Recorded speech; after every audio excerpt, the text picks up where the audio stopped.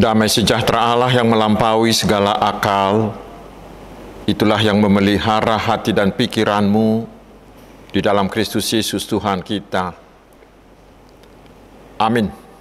Selamat hari Minggu saudaraku, mari kita menerima firman Tuhan yang ditetapkan menjadi dasar khotbah di Minggu Septuagesima hari ini, yaitu dari kitab Nabi Yeremia. Yeremia pasal 17 ayat 12 hingga ayat yang ke-18. Saya akan baca untuk kita, mari kita simak dengan baik. Tahta kemuliaan luhur dari sejak semula, tempat bait kudus kita. Ya pengharapan Israel, Tuhan, semua orang meninggalkan Engkau akan menjadi malu. Orang-orang yang menyimpang daripadamu akan dilenyapkan di negeri, sebab mereka telah meninggalkan sumber air yang hidup, yakni Tuhan. Sembuhkanlah aku ya Tuhan, maka aku akan sembuh. Selamatkanlah aku, maka aku akan selamat, sebab Engkaulah kepujianku. Sesungguhnya mereka berkata kepadaku, di manakah firman Tuhan itu? Biarlah ia sampai. Namun tidak pernah aku mendesak kepadamu untuk mendatangkan malapetaka. Aku tidak mengingini hari bencana. Engkaulah yang mengetahui apa yang keluar dari bibirku, semuanya terpampang di hadapan matamu. Janganlah engkau menjadi kedahsyatan bagiku. Engkaulah perlindunganku pada hari malapetaka. Biarlah orang-orang yang mengejar aku menjadi malu, tetapi janganlah aku ini menjadi malu.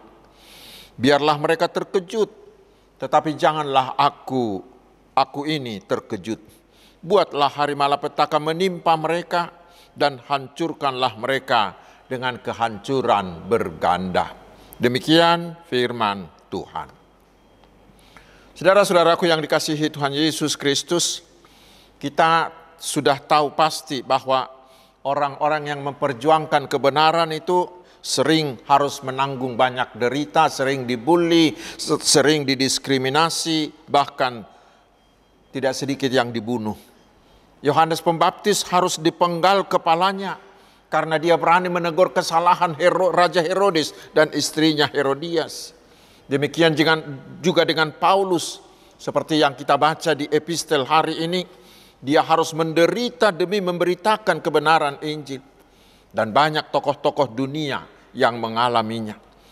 Dan itulah yang akan disampaikan oleh minggu-minggu penderitaan yang dimulai dari Minggu Septuagesima hari ini, bahwa Yesus harus menderita karena menyatakan kebenaran yang dari Allah di tengah dunia yang dikuasai oleh dosa dan iblis ini. Dan itulah juga yang dialami oleh Nabi Yeremia. Dia harus menanggung banyak siksaan, baik secara fisik maupun secara psikis, karena dia memang ditugaskan Allah untuk menyatakan dosa-dosa bangsa Israel dan memanggil mereka untuk bertobat. Tentu saudaraku, sama seperti kebanyakan orang, banyak yang tidak suka kesalahannya dibongkar. Karena itulah Israel juga ingin melenyapkan Yeremia. Dan di ayat 15 Yeremia diejek oleh bangsanya sendiri. Karena Nabi menubuatkan bahwa hukuman Tuhan akan terjadi bila Israel tidak bertobat. Tetapi ternyata itu semuanya belum terjadi. Dalam keadaan itu, Israel bukannya menggunakan waktu mereka untuk bertobat, tetapi justru mereka mengejek, mengolok-olok Nabi Yeremia dengan mengatakan, di manakah firman Tuhan itu? Biarlah ia sampai. Ayat 15. Bagi mereka, bagi Israel, Nabi Yeremia itu mengada-ada. Bahkan menuduh Nabi Yeremia sangat menginginkan agar Tuhan menghukum Israel. Dan itulah yang diadukan oleh Yeremia kepada Tuhan. Karena Tuhan tahu, dia tidak pernah meminta agar bangsanya Israel itu dihukum. Dan dia tidak pernah menginginkan agar Tuhan mendatangkan bencana atas Israel. Ayat 16. Saudara-saudaraku, memang hal serupa masih terjadi hampir di sepanjang zaman. Orang-orang yang ditegur dosanya agar bertobat, bukannya segera bertobat, tetapi justru mereka menjadi mengancam, menteror, bahkan mencelakai si pemberita kebenaran itu. Dan bukan hanya bagi si pemberita itu, tetapi juga menteror keluarganya atau memfitnah, memberitakan berita bohong. Tujuannya agar si pemberita kebenaran itu ciut, agar dia takut, agar dia tidak lagi mengungkit-ungkit dosa atau kesalahan mereka. Karena itulah saudaraku, Yeremia sempat hampir memutuskan untuk berhenti melakukan pekerjaan Tuhan. Tetapi Tuhan terus mendorongnya sehingga Yeremia mau terus bekerja. Yeremia tidak mau berhenti menyatakan kebenaran yang dari Tuhan, walau karena itu hidupnya terancam, hidupnya harus menderita. Saudara-saudaraku, itulah yang harus disadari oleh seorang hamba Tuhan. Bila kita berani menyatakan kebenaran dan berani menegur dosa orang-orang atau kelompok lain, kita harus bersedia menanggung derita. Tetapi jangan takut, jangan mundur. Mari kita teladani Tuhan kita Yesus Kristus dan juga Nabi Yeremia ini. Yeremia terus bertahan, terutama Tuhan kita Yesus Kristus yang mengabaikan kehinaan. Seperti dikatakan di Ibrani 12 ayat 2-3 mengatakan, dia mengabaikan kehinaan, tekun memikul salib dengan tabah menahan semua penderitaan itu. Itulah yang harus dilakukan oleh para hamba-hamba Tuhan yang menyatakan kebenaran. Lalu pertanyaannya, bagaimana cara kita supaya bisa bertahan? Mari kita teladani Nabi Yeremia ini. Ketika nyawanya terancam, dia pergi bermeditasi. Dia pergi menyendiri untuk berbicara dengan Tuhan dan berbicara dengan dirinya sendiri. Karena dia hanya mengandalkan Tuhan. Dia membuat Tuhan sebagai harapannya satu-satunya. Perbuatan Nabi Yeremia ini menjadi kritikan besar bagi bangsa Israel. Karena saat itu Israel selalu mengandalkan kekuatan mereka, bahkan mengandalkan kekuatan koalisi mereka, mengandalkan angkatan perang mereka, mengandalkan kemampuan mereka sendiri. Karena itulah di ayat 5 Nabi Yeremia mengatakan, terkutuklah orang yang mengandalkan manusia, yang mengandalkan kekuatannya sendiri. Tetapi di ayat 7 Nabi mengatakan, diberkatilah orang yang mengandalkan Tuhan, yang menaruh harapannya pada Tuhan. Ketika bangsa Israel itu mengandalkan kekuatan manusia, Nabi Yeremia hanya mengandalkan dan menaruh harapannya hanya pada Tuhan. Itulah yang dimaksud di ayat 12. Ketika Nabi berbicara tentang tahta kemuliaan luhur sejak semula. Itulah tahta Allah yang selalu hadir di tengah-tengah umat Israel. Itulah tempat yang paling aman untuk berlindung. Karena Allah yang bertahta di sana pasti mampu menyelesaikan segala macam persoalan hidup mereka. Dan memenangkan segala peperangan mereka. Dan dari situlah sang Nabi menyampaikan permohonannya kepada Tuhan. Sembuhkanlah aku ya Tuhan, maka aku akan sembuh. Selamatkanlah aku, maka aku selamat. Sebab engkaulah kepujianku. Itu dikatakan di ayat 14. Dan di ayat 17, Nabi Yeremia memohon, janganlah engkau menjadi kedahsyatan bagiku. Engkaulah perlindunganku pada hari malapetaka.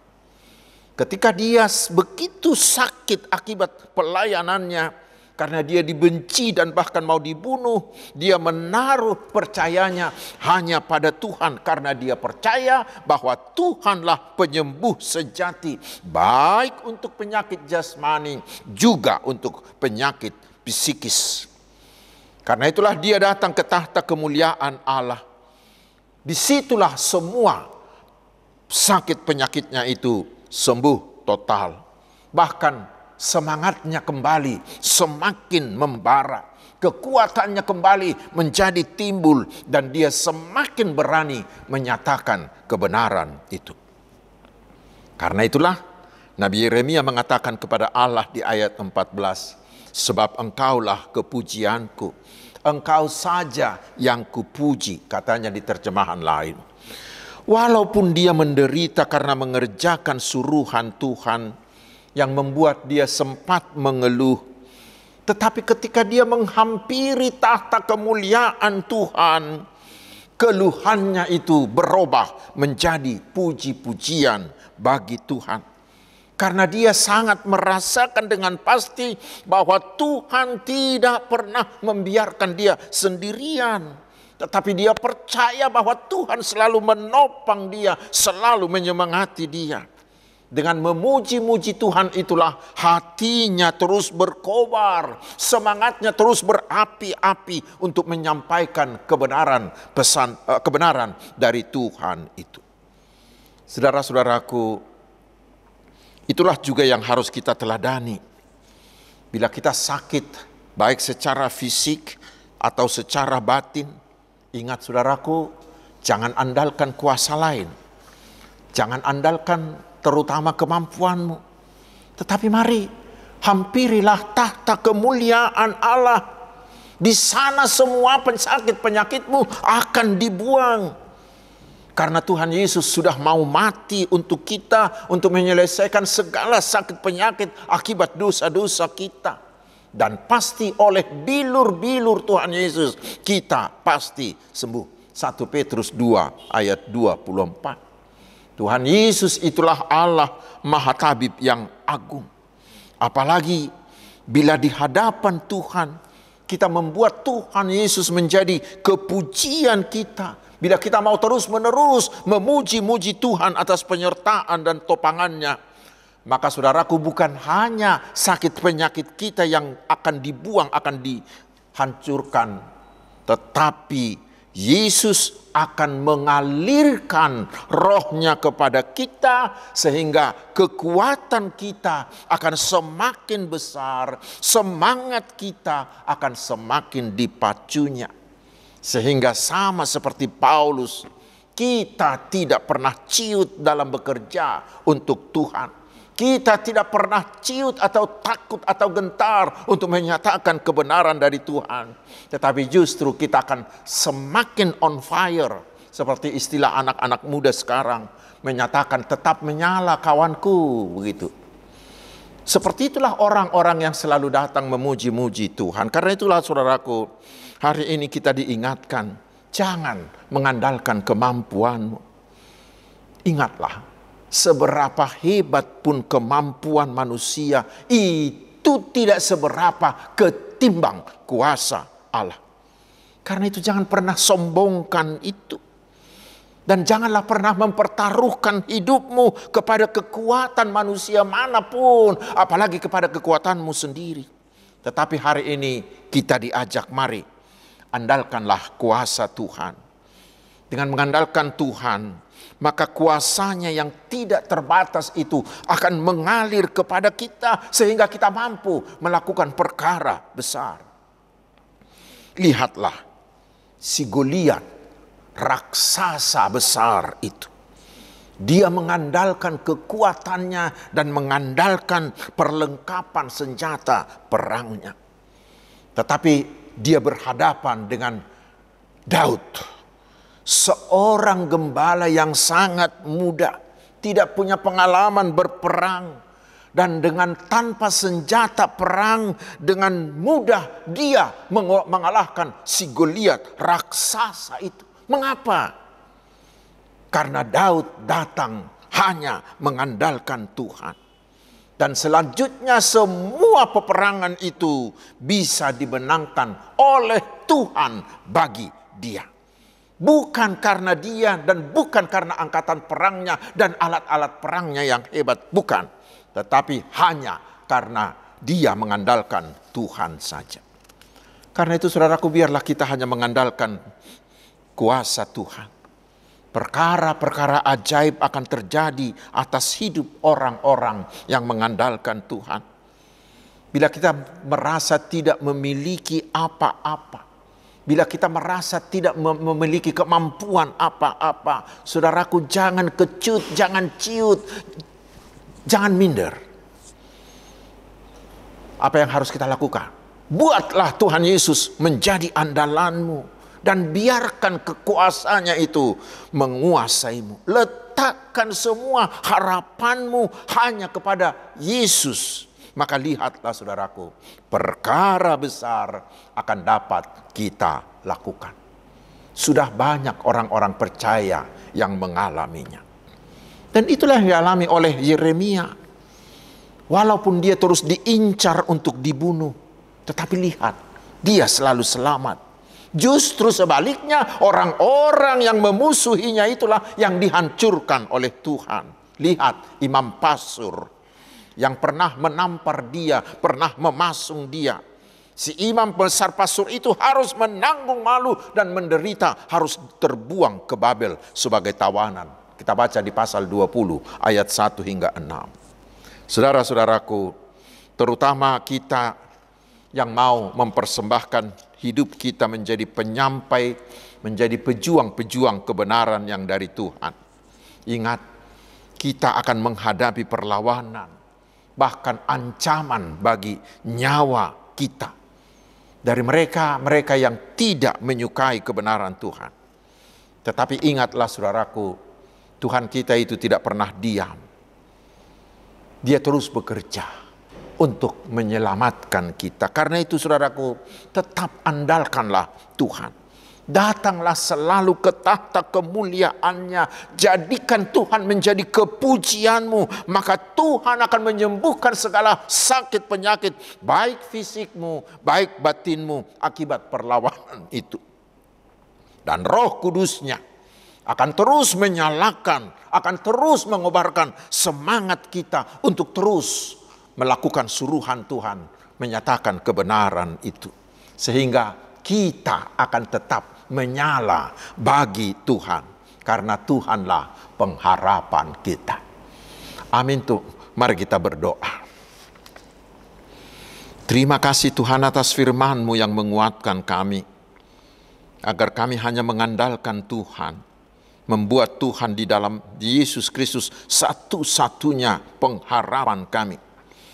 Sehingga walau kami harus menderita karena menyatakan kebenaran, kami tidak takut, tetapi akan terus bersemangat melakukan suruhan-Mu.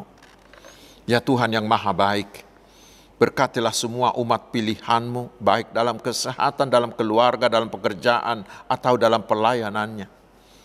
Kami mau berdoa memohon ya Tuhan, agar Tuhan memberkati seluruh umat-Mu yang bekerja sebagai pegawai negeri, sebagai abdi negara, agar mereka bekerja seperti untuk Tuhan, sehingga mereka memberikan yang terbaik, mereka berlaku jujur, produktif, dan tetap bersemangat.